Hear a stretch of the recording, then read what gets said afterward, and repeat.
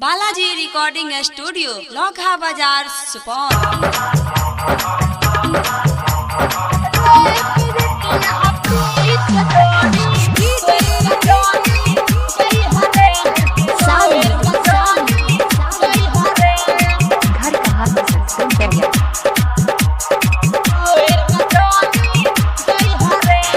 रे प्रीतिया प्रीत के डोरी तोर के जानी जय हरे हाँ तोर के जानी जय हरे माथा पर ध के हाथ अरे माथा पर ध के हाथ तू तो झूठो क्रिया खई हरे रे प्रीतिया प्रीत के डोरी तोर के जानी जय हरे तोर के जानी जय हरे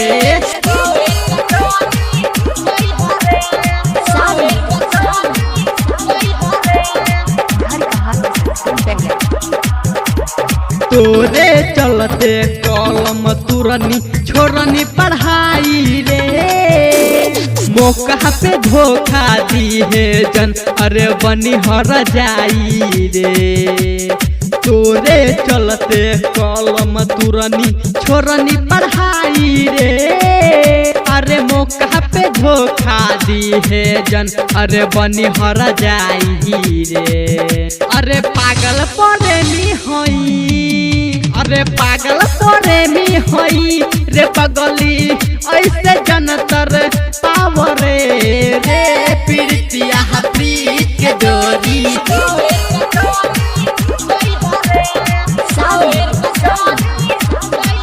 बालाजी रिकॉर्डिंग स्टूडियो लौखा बाजार सुपौल। रे प्रीतिया प्रीत के डोरी तोर के जानी जय हरे रे प्रीतिया प्रीत के डोरी तोर के जानी जय हरे माथा पर ध के हाथ माथा पर ध के हाथ रे क्रिया झूठ के जन खई हरे रे प्रीतिया प्रीत के डोरी तोर के जानी जय हरे रे प्रीतिया प्रीत के डोरी तोर के जानी जय हरे हाँ तोर के जानी जय हरे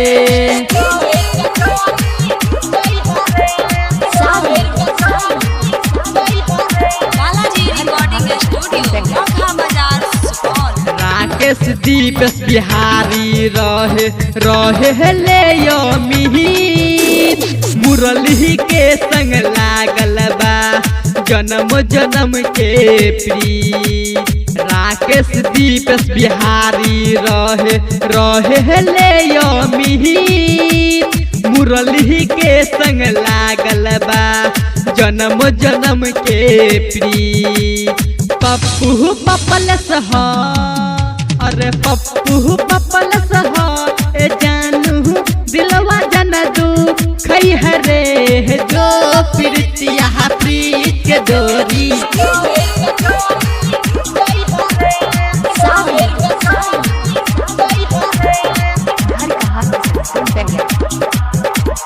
रे प्रीतिया प्रीत के डोरी तोर के जानी जय हरे रे प्रीतिया प्रीत के डोरी तोर के जानी जय हरे माथा पर ध के हाथ माथा पर ध के हाथ रे क्रिया झूठ के जन खई हरे रे प्रीतिया प्रीत के डोरी तोर के जानी जय हरे रे प्रीतिया प्रीत के डोरी तोर के जानी जय हरे हाँ तोर के जानी जय हरे। बालाजी रिकॉर्डिंग स्टूडियो लौखा बाजार।